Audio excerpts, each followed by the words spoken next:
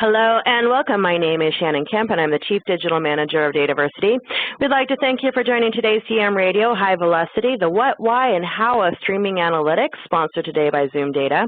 It is a deep dive and continuing conversation from a live DM radio broadcast a few weeks ago, which if you missed, you can listen to it on demand at dmradio.biz under podcasts. Just a couple of points to get us started. Due to the large number of people that attend these sessions, you will be muted during the webinar. If you'd like to chat with us or with each other, we certainly encourage you to do so. Just click the chat icon in the upper right-hand corner for that feature. For questions, we will be collecting them via the Q&A in the bottom right-hand corner of your screen, or if you like to tweet, we encourage you to share highlights or questions via Twitter using hashtag DMRadio. As always, we will send a follow-up email within 2 business days containing links to the slides, the recording of this session, and additional information requested throughout the webinar. Now, let me turn the webinar over to Eric Cavanaugh, the host of DM Radio, to introduce today's webinar and speaker. Eric, hello and welcome.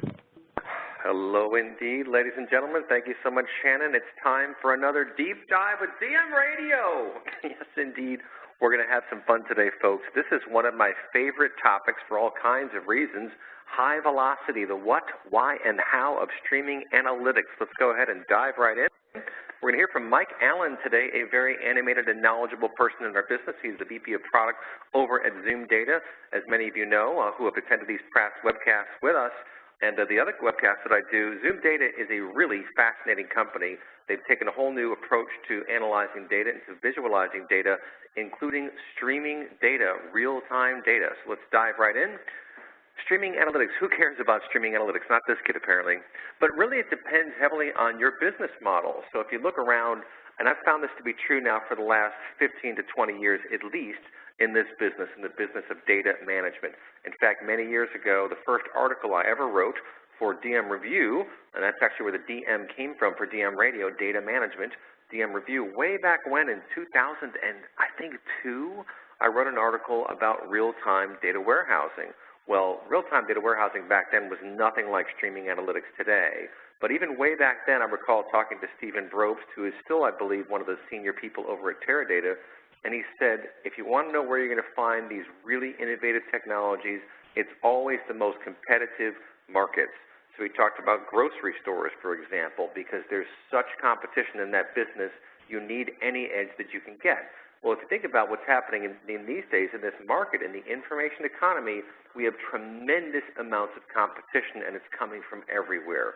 We'll talk about that later in this webinar, but the point is anytime you have a highly competitive market, that's where you're going to see a likelihood of value from streaming analytics. Of course, anything or almost anything that's web-based. Think about all these different web engines these days and the tremendous amounts of data flying around. Well, you need to be able to access that data and analyze it, and you can't wait a day or a week or a month to analyze some of these data sets. You need to know right now what's going on, because if you don't, you're either going to miss opportunities or you're not going to recognize threats, and both of those are really bad news.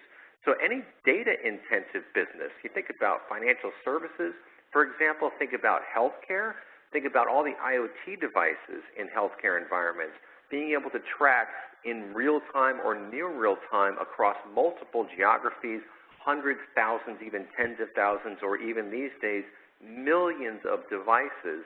Just think about the raw tonnage, if you will, virtual tonnage of that data. Data does have gravity, it does have momentum. We talk about the velocity side of the equation. We'll hear about that today as well. You need some kind of capable solution to be able to handle all that stuff. And the bottom line is that traditional data systems, data management systems, are just not going to cut the mustard. So any high-speed industry, obviously, and cybersecurity, cybercrime. Think about the headlines in the last year or two. You know, for those who aren't in that particular space, I can tell you that it's a very challenging environment. And one of the perhaps misconceptions about analytics in general, and even predictive analytics, for example, even machine learning and artificial intelligence, and all this really cool cutting-edge stuff, is that the best algorithms are never going to be right all the time. All they're ever going to do is give you a probability that something is the case. So especially in the world of cybercrime, since, in fact, many of the people who get in and do bad things do so by proxy, they do so by misrepresenting themselves so they look like a normal user, well, because of that, you really need to have a very robust system that can tackle tremendous amounts of data and allow you to slice and dice that data in real time or near real time. It's just absolutely mandatory. So timing is everything, right? That's what they say. Well, it's especially everything today.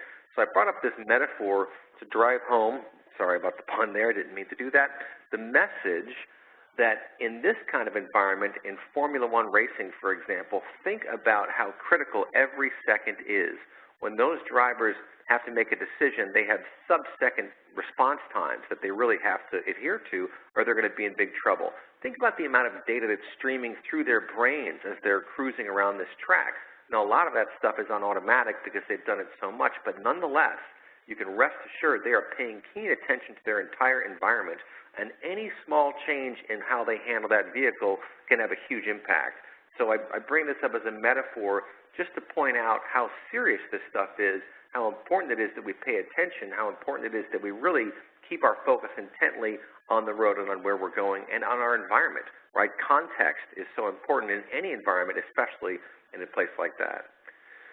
So this is one of the coolest stories I've come across in a while, and what I'm trying to do here is offer some groundwork for you to understand why streaming analytics is important, why it needs to be addressed, or at least investigated. So yes, the Knights Templar invented banking, at least according to this one theory. If you think about how much banking has changed in the last, let's say 20 years, well, in the last 200 years, as a sort of side note and interesting context, if you will, to discuss at some later event, it was really mostly countries that borrowed money, and the only time they would borrow money would be to prepare to go for war. Well, my, how times have changed. Now we all borrow from banks to buy houses, or many people do, and cars and other things too. So banks are still incredibly important in our economy, but they are in the crosshairs. We kind of saw that in the meltdown in 2008, way back in the summer when the subprime crash hit, and then you remember oil prices spiked up to $147 per barrel. The highways were empty. I don't know if anybody remembers that time, but it was a very strange time in American history, quite frankly. But that was a very early warning sign, the classic black swan event.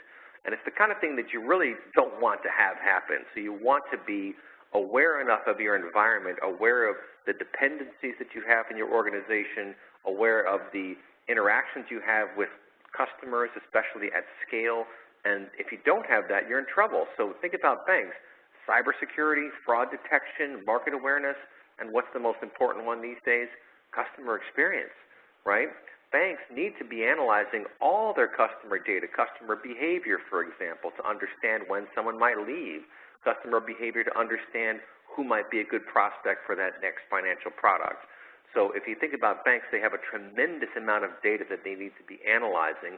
And again, traditional systems, batch-oriented, where it takes a day or a week or a month to see some report, that's going to be less and less relevant in these highly competitive industries. And that brings me to a really interesting and compelling example. So if anyone doesn't know about Zelle, it's quick pay. I came across it on my phone. I'm a Chase Bank customer, and I saw it one day, and I was like, what's this?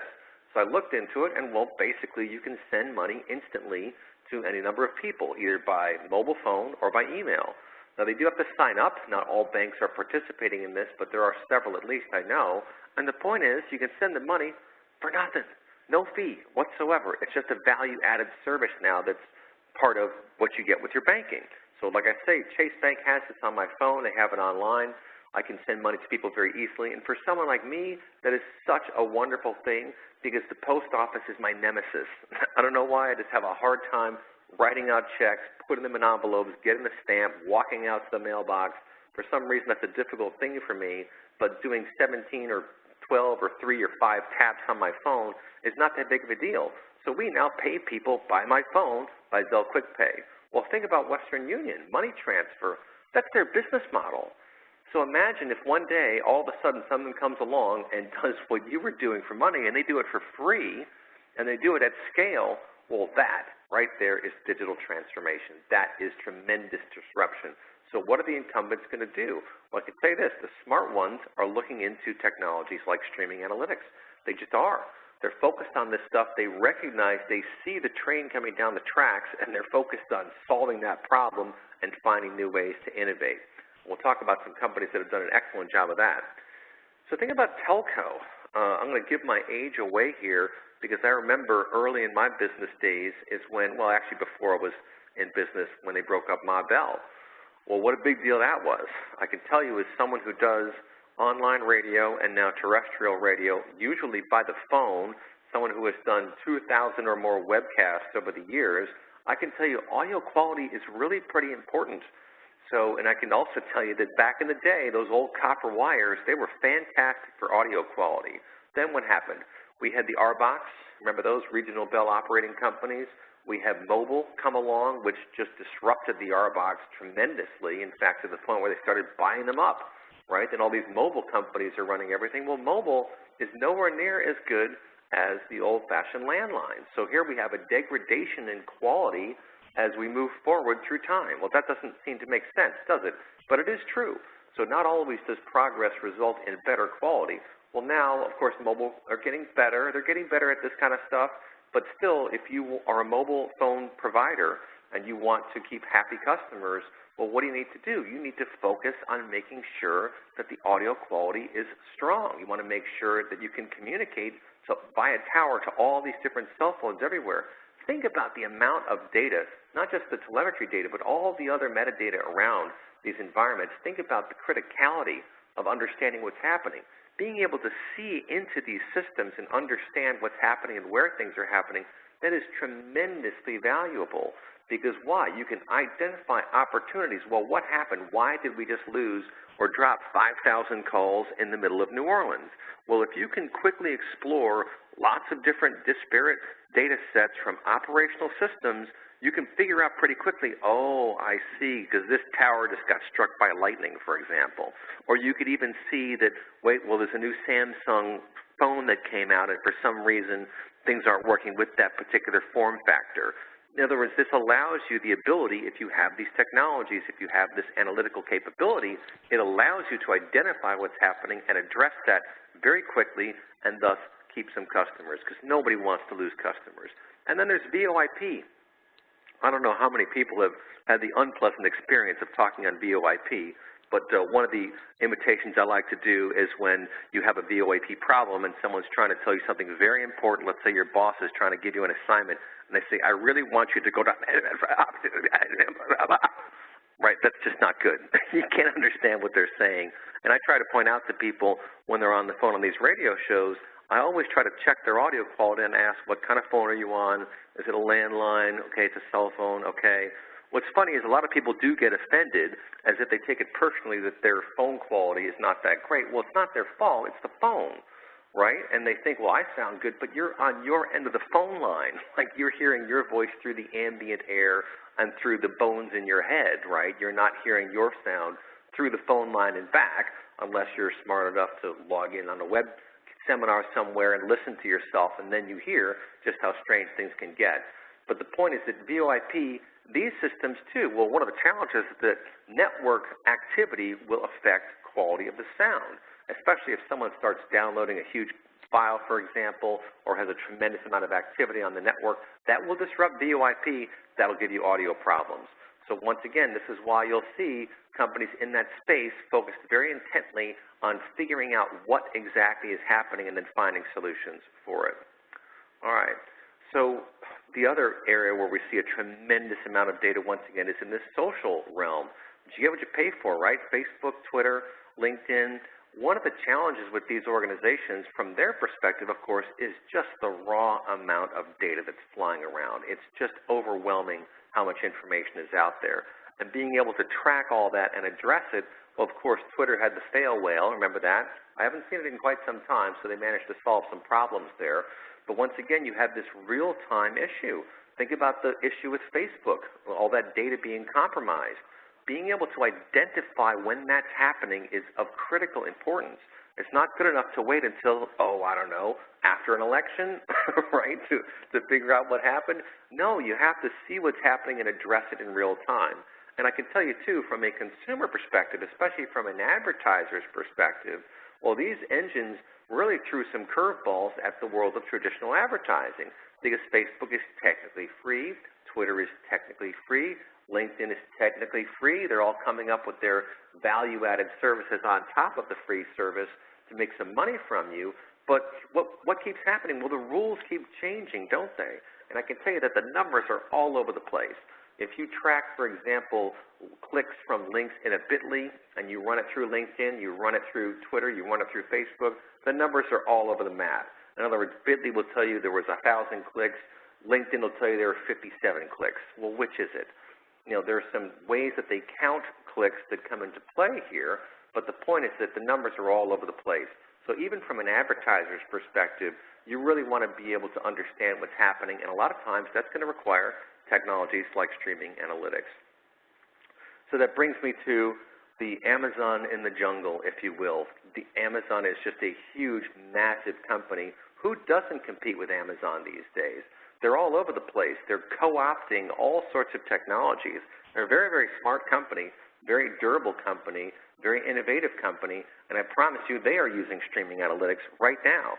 If you think about trying to compete with Google, with Amazon, that's kind of what's happening these days in a lot of cases. You have smaller companies trying to compete with these Goliaths.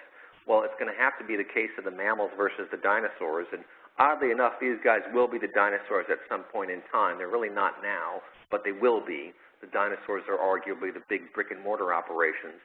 But my point here is that we all need to be aware that we're now not just competing with people in our geography, we're competing with people all over the world, almost no matter what industry we're in. So technologies like streaming analytics, they're going to position us for success in the future. And that brings me to my final slide.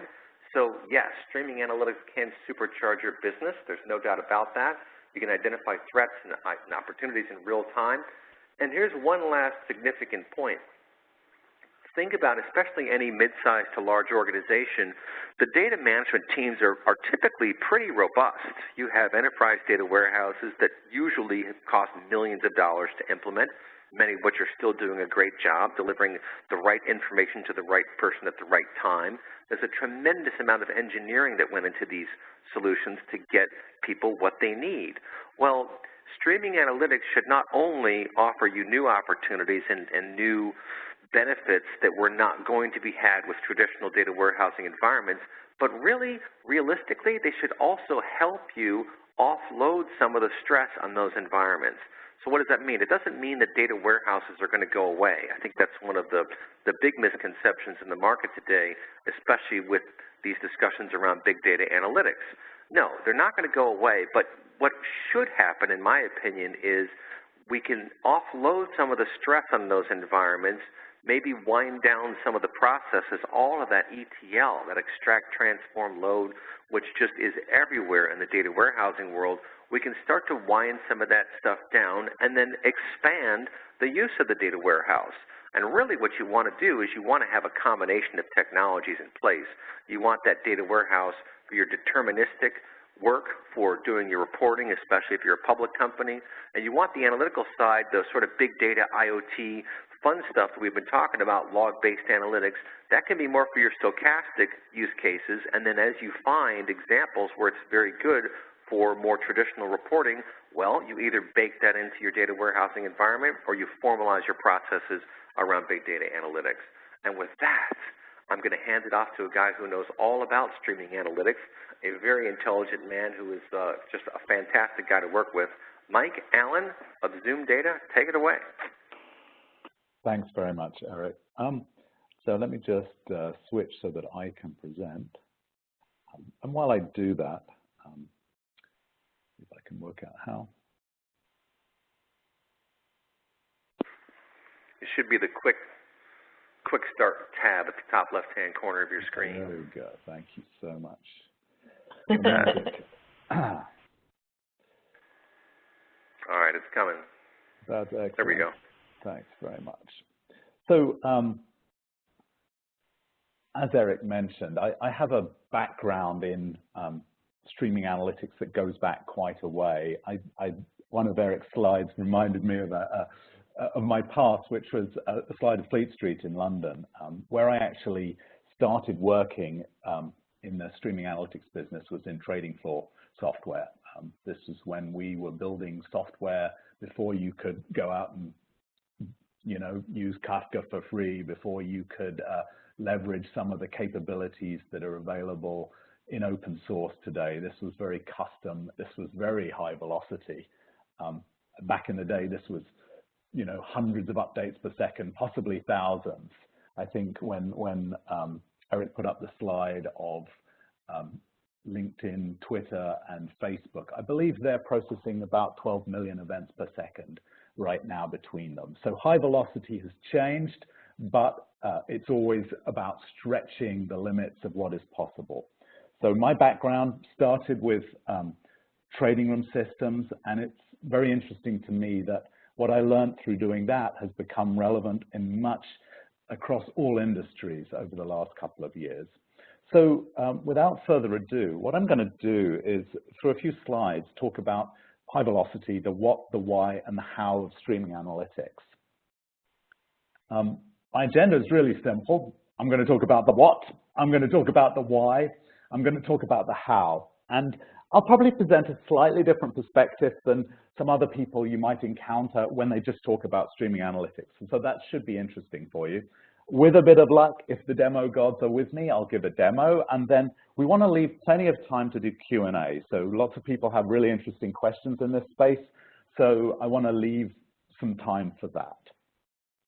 So without further ado, I'm going to not stick to my agenda. And I'm actually going to talk about why first, because it's very hard to talk about what without setting the context of why are we talking about this now? What is significant about streaming analytics that is relevant for you today, and what is the significance? To do that, I'm going to point to a survey. So I'm a product guy, so rather than having an opinion, I always have an opinion. I like to base what I say on data. So we worked last year together with O'Reilly, you know, the same people who bring you Strata and all these books and conferences, to do a really thorough survey of the state of data analytics. If you're interested in this survey, you can actually download a copy. You just have to register and request a copy on the Zoom Data website. But the survey was like, I think it was 870 odd practitioners across all different industries, people doing analytics, managing data platforms. And we asked them a lot of questions about the state of play and what they were doing. There's lots of interesting insights in there. Some of them kind of obvious. Relational databases dying. Everybody's doing big data, but you know, a lot of people are still in pre-production with it. You know, 72% of people are doing it, but only 35% are doing it in production. A lot of analytics now are what we would call embedded, so people aren't relying on sort of the classic BI tool as a standalone tool to point to their data to do analytics. They're actually embedding insights into their applications. But the one at the bottom left is the one I'd like to highlight, and today I'm going to talk about, which is streaming analytics is becoming the new normal. So it's not just companies, it's not just the high frequency trading on Wall Street and companies like Facebook and LinkedIn who are doing millions of events per second and care about the latest streaming data. This is the broad base of people in the analytics and data management business. We see that 15% are actually leveraging data that is 1 hour old or less. So these aren't things that are being processed through ETL jobs and held overnight and used for analytics the next day. These are things that are coming in and being used for analytics. 10% are looking at data that's less than a minute old, and 5 or 6% are looking at data that's less than a second old. So that's a really big departure from the sort of traditional analytics world, the traditional BI world. And so I'm going to talk about how that is relevant. One of the things that was interesting, I'll just throw out a couple of little things that we found in the details of the thing. You know, Kafka and Spark came up a lot. StreamSets, NiFi came up. One very popular streaming analytics source was Not Sure. I think that's an indicator that there are people out there whose companies are leveraging streaming analytics, but they don't know how it works. These are things that it's a new domain for many people. So my goal today is to try and share some insights about the what, the why, and the how. So still on the why, I think the why is it's all about value and time sensitivity. if you can leverage fresh data, you can have a competitive edge. The companies that will succeed in the future are the companies who are data-driven and empower people to be able to leverage that data as it becomes available. So, you know, there's the more recent the data, the higher the potential value of being able to leverage a competitive advantage. You know, older data, historical data is the traditional realm of BI. That's very much sort of batch processing and then analytics on ETL'd cubed data. The more modern area is being able to react data that is from hours to minutes to seconds old, and this is the domain of streaming analytics. It's a continuous line. I think that's one thing that's very interesting here. We shouldn't think of these as two different domains. We should think of this as a continuous space. Data always has some age, and the relevance depends on the value you can extract and not the technology using. So with that, that's the why this matters. Let's talk about what do we mean by streaming analytics. Again, rather than making my own definition up, I thought I'd present one definition. So this is from Forrester. Software that provides, and this is how they define streaming analytics. You can look at their wave, you know, like their Magic Quadrant, Forrester equivalent for streaming analytics. Software that provides analytical operators to orchestrate data flow, calculate analytics, and detect patterns on event data from multiple disparate live data sources that allow developers to build applications that sense, think, and act in real time. Now, honestly, I think this is a great definition. You know, it's pretty good, right? It really speaks to the kinds of systems that are really established in that classic streaming analytics space. You know, in that wave, I think I've worked at two of the three companies in the leaders quadrant. You know, there's Telco is one of them. Telco, you know, acquired Streambase. Streambase is on version 10 right now. Software AG acquired Apama, and that's a core piece of their streaming analytics portfolio. That's in version 10 now. These are pretty well-established things. These aren't new technologies. This has been around. And what my observation about this is this is a very niche view of streaming analytics. This is, if you look, it says that allows developers, right? How many of you are developers? I suspect not all. I think a lot of people who work in data management and analytics are business users who are trying to leverage technology, not write code to process information. Yes, there's definitely a set of use cases which are, you know, event streams, you know, being collected and, you know, processed by machine learning and processed through systems and then acted upon. But there's still a lot of data which requires human analysis. So it isn't just computer-based processing, nor is it just live data sources. I think being able to leverage streaming and real-time data is about being able to combine it with historical and other data sources. So I think from my perspective, we can go a bit broader than this to really talk about what streaming analytics is. So here's another perspective.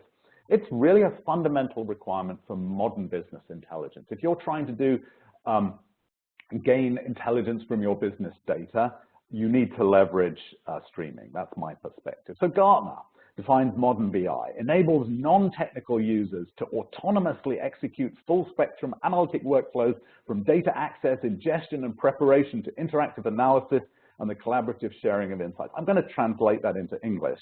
Modern BI lets people ask questions of their data and share the answers without getting IT to do all sorts of work to make that possible, right? I think that's where everybody's headed. I think that's grand, but it also needs the ability to analyze the freshest data and consume it as it changes.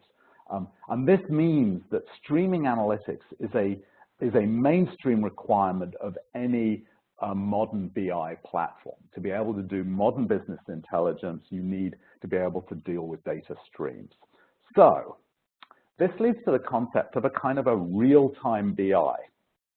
But before I get to that, I wanted to give a couple of examples of the kinds of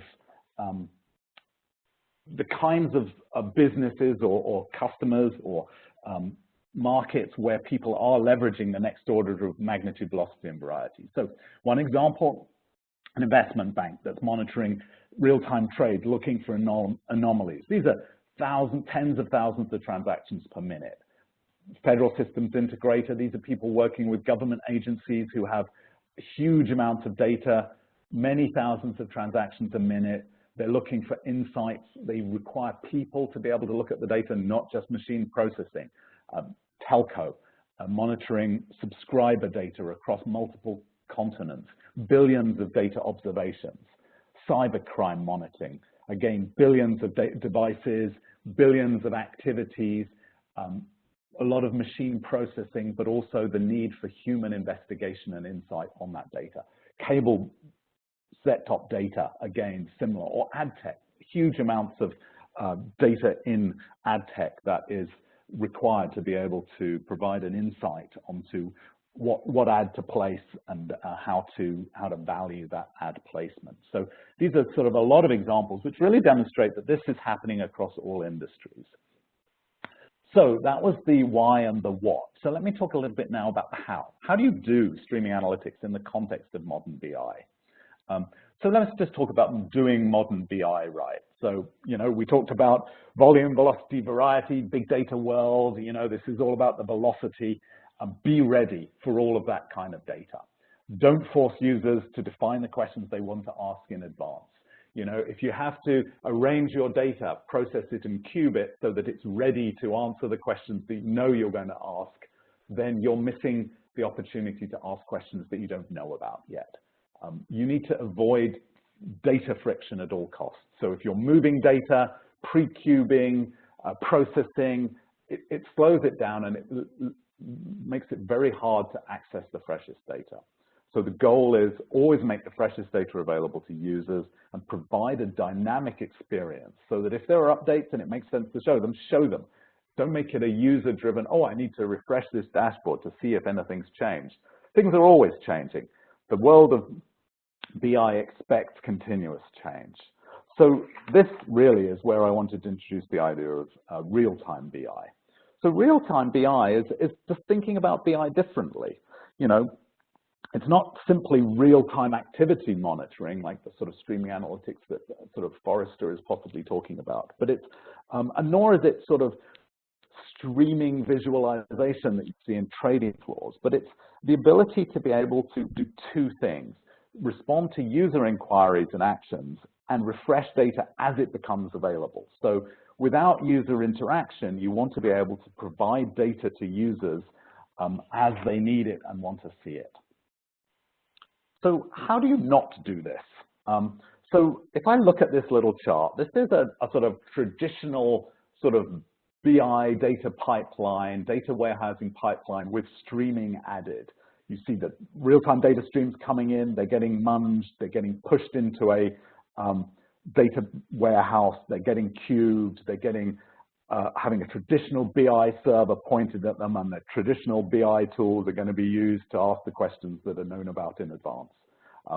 Stream processing is kind of globbed on the side. There are some specialist tools which let people see the streams, but otherwise the streams have to be sort of wrangled back into the data warehouse through a landing process such that they can be cubed, such that they can be served through the traditional BI server to the traditional BI user. So really you're gluing a lot of things together and you're providing different tools that see the world differently. So you're not having this bridge between the historical and the present through continuous tooling. You're using different tools. So how to do this differently? Well, our perspective is you need to rethink BI. Think all data as continuous streams. You know, rather than thinking of data as a snapshot or of a collection of historical data, think of it as a stream. Everything can be represented as stream. For example, sales transactions are made at points in time.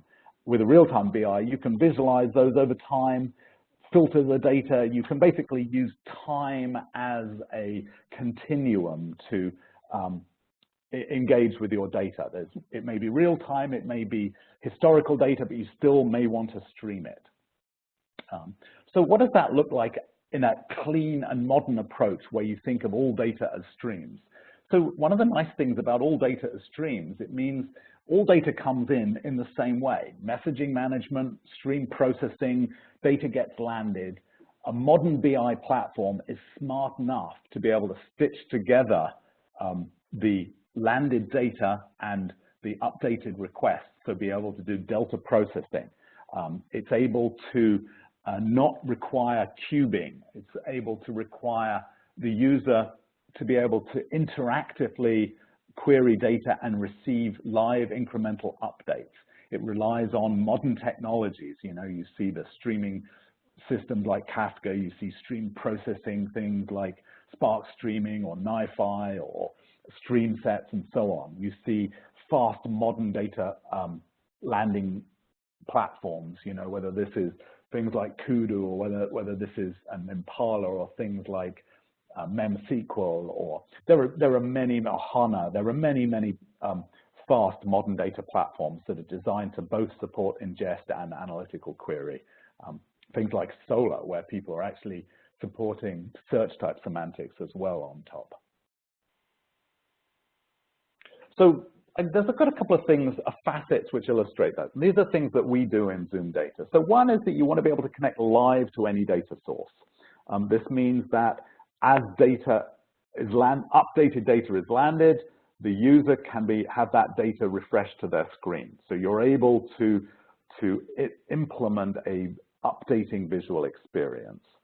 You, as I mentioned, represent all data as streams. So you need to think about, well, if a data query takes a very long time, maybe I can break it up. And so Zoom Data has this concept of micro queries. So if you have a 10 billion row data set and a query might take a minute, we break that query up, we parallelize it across a parallelizable architecture where possible, and start streaming back the data as it becomes available so that we can estimate values and provide an interactive experience before the data is final. So you would get this concept of data sharpening. So just as when you watch a video on YouTube, it starts playing immediately, and then you see the data getting, the image, the picture, the video getting crisper as data buffers. We try and do the same thing with data so that we get some results, you can interact with it, you get a sample, and then as we get more data in, we can crisp that data set. So again, it's a whole idea of using a set of patented techniques to leverage everything as a stream and to provide a fully interactive experience with microquery and sharpening. We use time as a business context. So everything in Zoom Data can be sort of viewed over a rolling time period. So if you want to wind back data, you can. If you want to see previous periods, you can. So a time is just a facet of the data when it was landed. And so this gives us the ability to do something that we like to call the data DVR. So a bit like with, again, a video analogy, you can rewind, replay, and fast forward the data as it is arriving. So you can see behavior over time, which in a lot of these applications that I talked about makes a huge difference.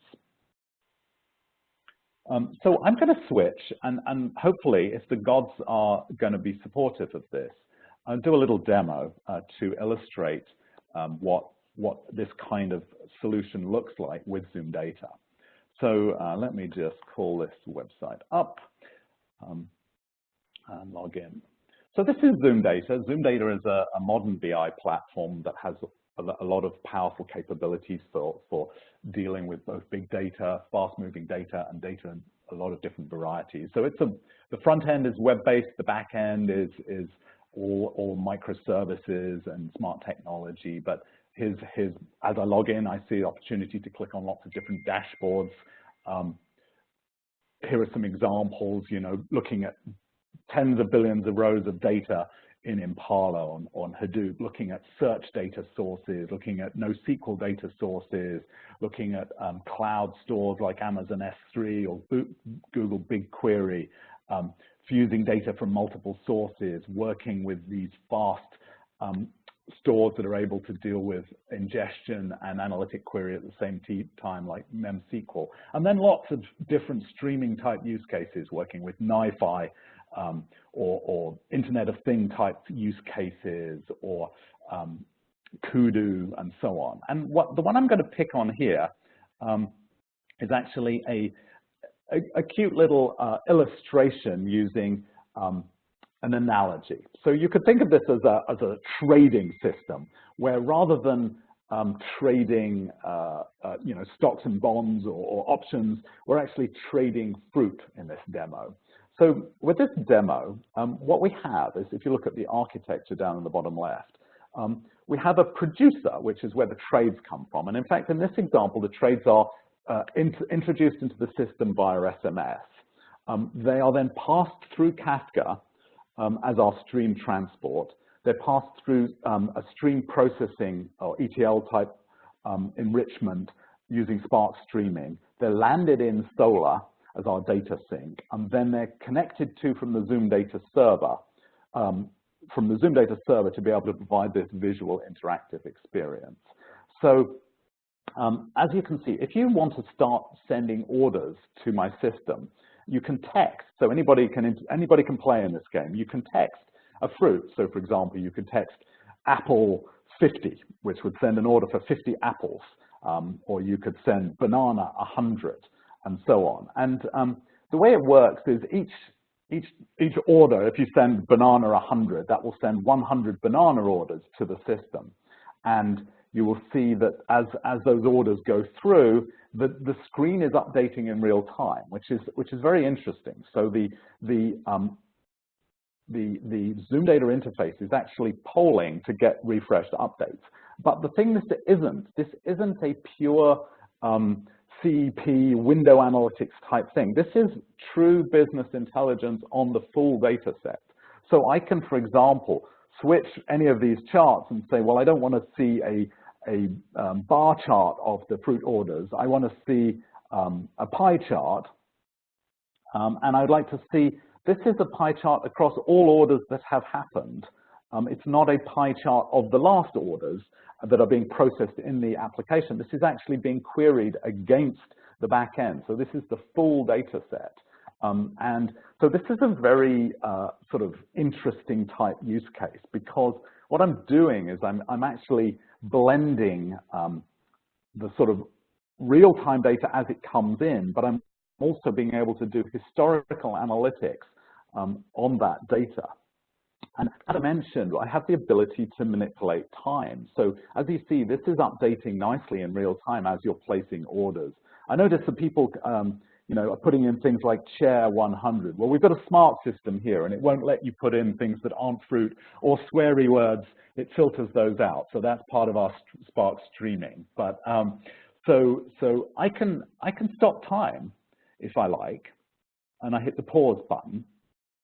And no longer will you see updates in real time. And I can look at my historical window, and I can say, well, actually, I'd like to see different time areas. I'd like to see a current hour, or I'd like to see a rolling window of the last minute, or I'd like to see whatever sort of time preset I'd like.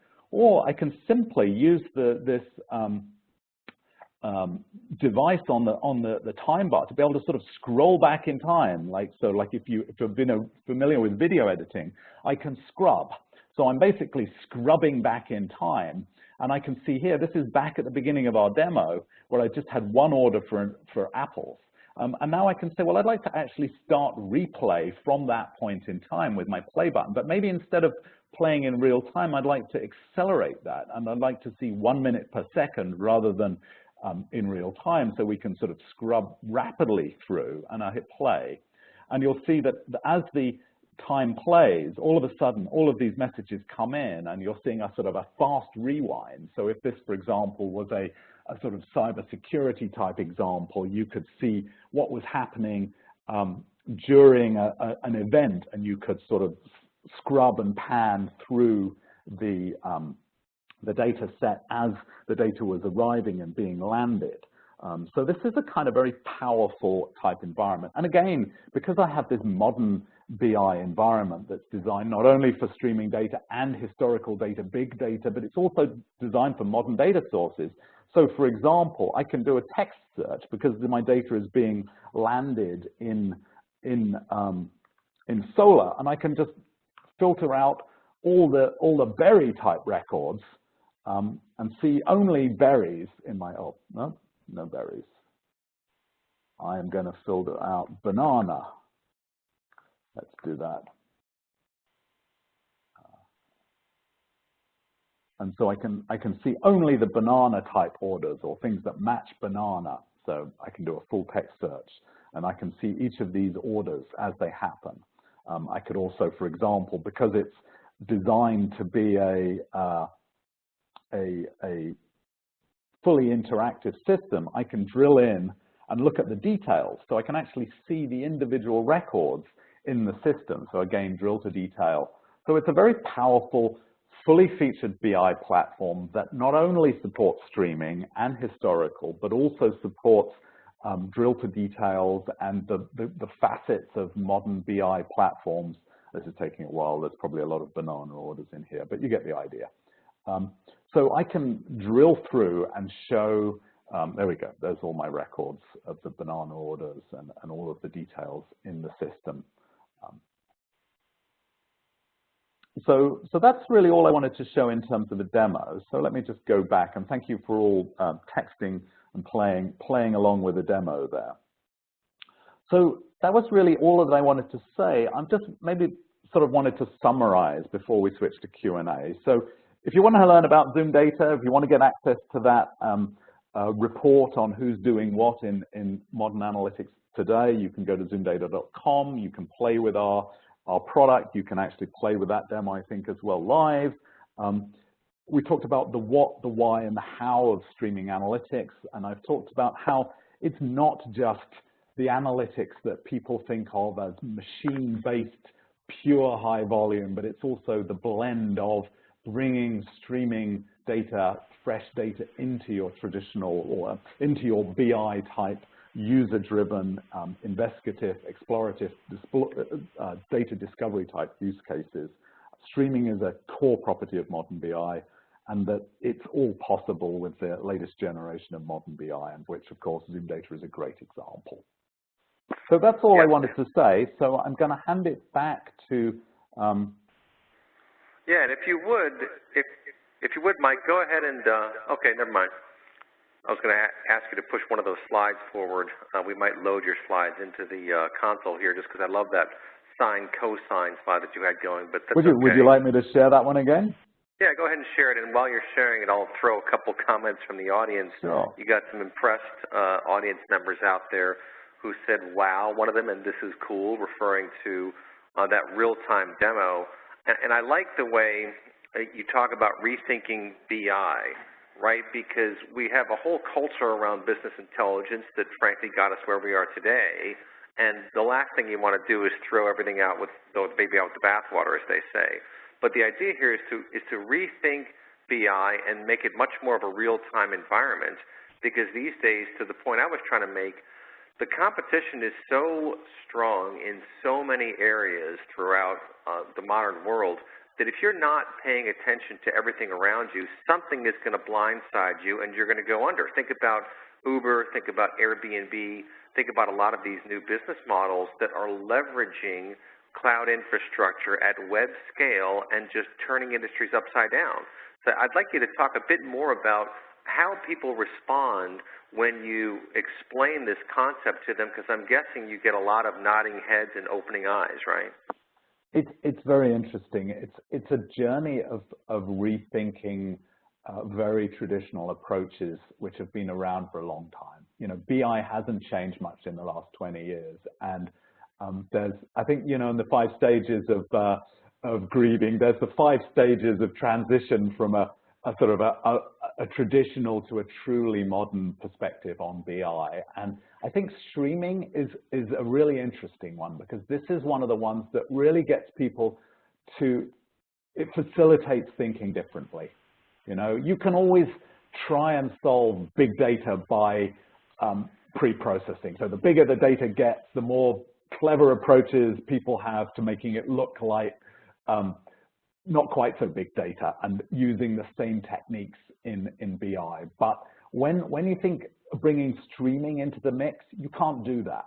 So you have to think differently. You have to think of data as continuous streams. And so that light bulb normally goes on somewhere during the first or second demo, and then people, maybe they start to leverage the technology, even though they're not landing the freshest data, but they're enabling a platform for the future. And so it's a journey, and people are very excited about it when we typically show it to them. And if you would, go back one slide to the slide just before this one, the clunky and retrofitted approach. See, if you look at this and then compare it to that next slide again, but leave it here for a second, you can see the difference between a sort of disjointed and, as you say, clunky environment versus a much more smooth and seamless environment.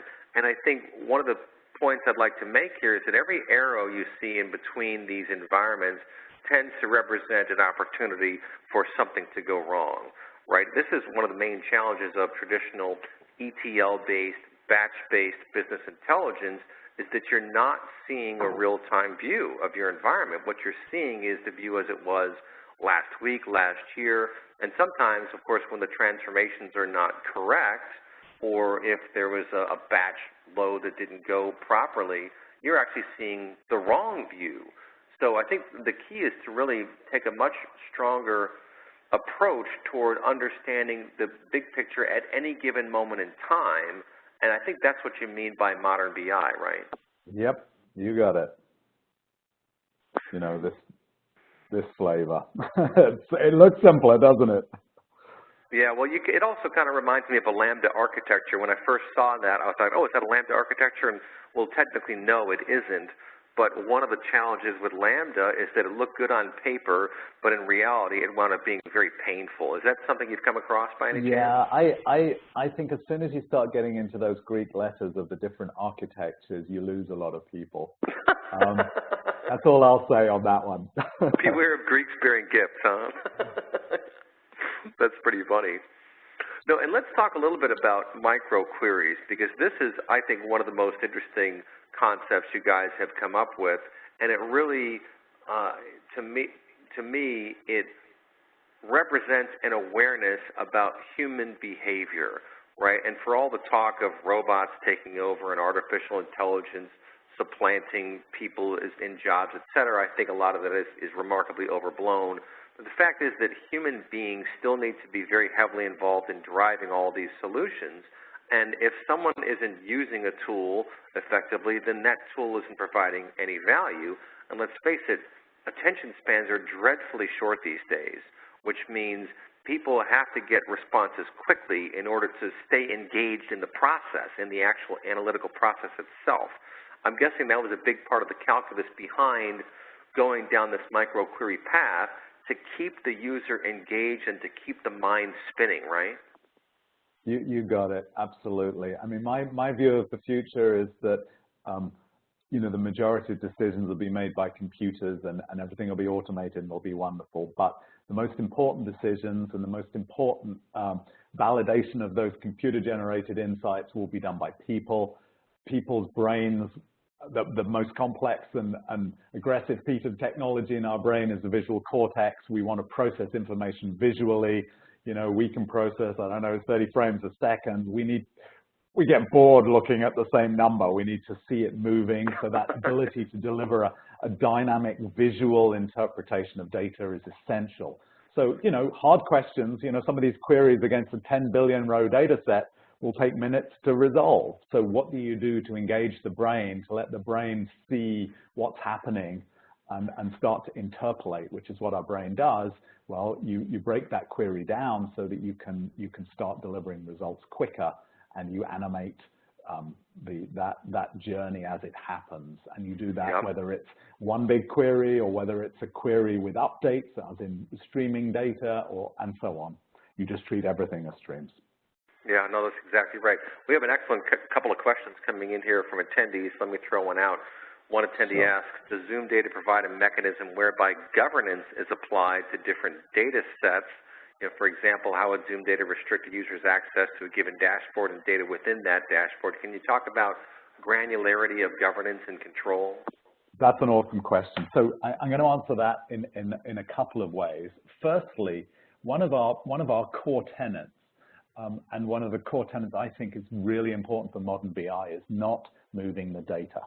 So you have to push down the data workload to where it is, and that means you have to push the security down. In fact, you want to push the security down, because as soon as you're trying to do data security and governance in multiple places, you have a nightmare on your hands. Whereas if you authenticate the user and you pass those credentials down to the data store and associate them with a request, you know who's accessing the data and whether they have the rights to do it. So it's very much the philosophy, our philosophy and the philosophy of doing modern BI right is you don't move the data and you keep that, the primary governance, where it belongs. Now, of course, Zoom data is a powerful tool, and not only do we support dozens of different kinds of authentication and authorization approaches, you know, whether that's sort of SAML and LDAP and the ilk, and whether it's things like Kerberos or, you know, Sentry or any of these different security systems. We also have the ability to overlay additional security at the Zoom data level if you so desire. So, you know, there's a lot of flexibility there. And we're seeing more and more people, you know, the end goal is keep security in one place. No, I really do love this. Well, here's another pun. Sorry, folks. This movement towards not moving data around, right? What you want to do is be able to access the data where it is, see it, mix it and match it with other data sets, and do your analysis in that virtual playground that kind of sits on top of the data, right? Because moving data around, every time you do that, it takes time, it costs money, and it opens the door to problems, right? Yeah, absolutely. Good. Let me throw one other question at you. There's a question from an attendee asking, does this platform support unstructured data? You guys support all kinds of different data, right? Yeah. I think again, that's another great question. It goes back to what are the tenets of doing modern BI right?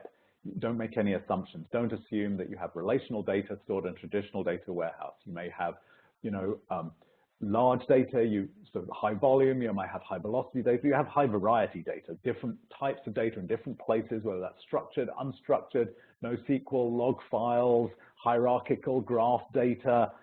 So we've worked with pretty much all flavors of structured and unstructured data, and we've architected Zoom data to be really agnostic and designed to be more than just another SQL-based traditional BI tool, but really a flexible modern BI platform.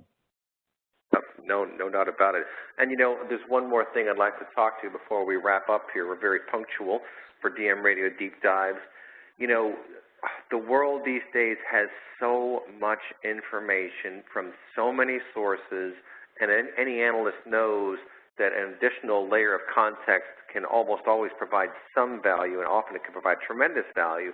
The key is really to figure out quickly what level of value that's going to provide. And to me, that's one of the key value propositions that you folks have really focused on, is enabling the analyst to test this data set, to test that data set, and to do so very quickly such that you don't waste time, you don't go down wormholes. You can very quickly ascertain just what level of value you're going to get from some new data set, and that keeps the analyst busy, it keeps the analyst productive, right? Absolutely, yeah. All right. Good stuff, folks. Well, I have to say, I really appreciate the demo that you did there. You got a lot of good kudos for that. And folks, I have to thank all of you out there for your time and attention, for throwing some great questions at us. This is part of our ongoing series of DM Radio Deep Dives. Of course, DM Radio itself is going again tomorrow, Thursdays at 3 Eastern. Feel free to send an email to yours truly if you have some suggestions for a topic, info@dmradio.biz. And with that, let me hand it back to Shannon Kemp to take us out. Shannon? Eric and Mike, thank you so much for this great presentation. Definitely did not disappoint. This was just amazing, as you can tell from the audience comments, as Eric mentioned. And thanks to our attendees for being so engaged in everything we do. We just love it. And to answer the most commonly asked questions, and just a reminder, I will send a follow-up email by end of day Friday with links to the slides and to the recording, so you can dive deeper, even deeper into the content just delivered. Thank you guys so much. Thanks, everybody. Have a great day. Thanks, everyone. Bye-bye. Thank you. Bye-bye.